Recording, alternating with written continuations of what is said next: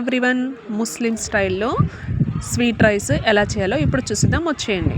ఇక్కడ నేను ఒక 1/2 kg వరకు బెల్లం తీసుకొని ఇలా దంచి పెట్టేసుకున్నాను అనమాట. దాన్ని స్టవ్ ఆన్ చేసేసుకొని దాంట్లో ఆ బెల్లంలో దాదాపు ఒక 4 గ్లాసెస్ అనుకోండి, అలా ఒక 4 చెంబులు నీళ్లు వేసేసి బాగా కలుపుతూ ఉండాలన్నమాట. చాలా సింపుల్ ప్రాసెస్, చాలా టేస్టీగా చాలా బాగుంటుందన్నమాట. యాక్చువల్లీ ఒక ఫెస్టివల్కి ఇది కంపల్సరీగా రెడీ చేస్తారనమాట ఈ రైస్ అనేటటువంటిది.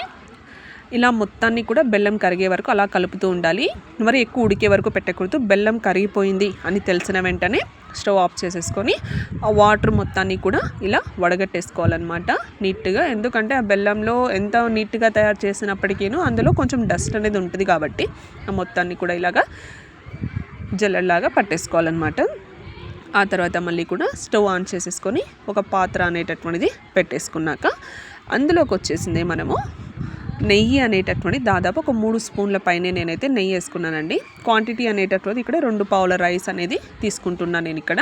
చూడొచ్చు, ఇక్కడ నెయ్యి అనేది కొంచెం ఎక్కువ వేసుకుంటేనే టేస్ట్ చాలా బాగుంటుందన్నమాట. అందులోకి కొబ్బరి ఎండుదైనా పర్లేదండి, పచ్చిదైనా పర్లేదు, ఇలా సన్నగా తరిగేసుకోవాలన్నమాట.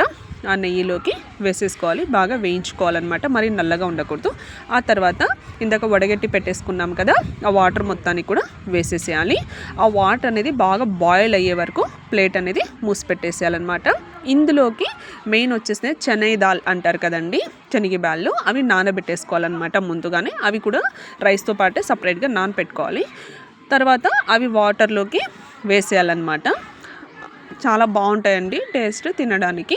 అందుకని కొంచెం ఎక్కువగానే పప్పులు తీసేసుకోవాలన్నమాట. అన్నీ వేసేసాక ఒక్కసారి కలుపుకోవాలి. చాలా తక్కువ ఇంగ్రీడియంట్స్ తోటి సింపుల్గానే చాలా ఫాస్ట్గా మంచి రెసిపీ అనమాట ఇది. ఒకసారి ఖచ్చితంగా ట్రై చేయండి.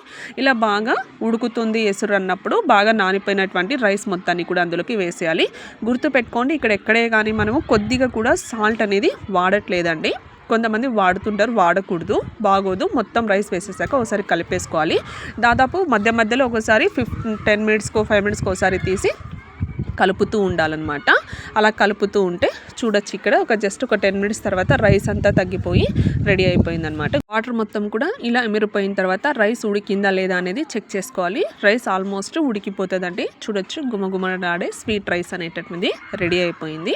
చాలా బాగుంటుంది, చాలా టేస్టీగా కూడా ఉంటుంది. వీలైతే మీరు కూడా ఒకసారి ఖచ్చితంగా ట్రై చేయండి. నా ఛానల్ని వాచ్ చేస్తున్నందుకు చాలా చాలా థ్యాంక్స్ అండి. ఇలాగే మీ సపోర్ట్ అనేది చాలా అవసరం. నా ఛానల్ని లైక్ చేయండి, షేర్ చేయండి అండ్ సబ్స్క్రైబ్ కూడా చేయండి. Thank you.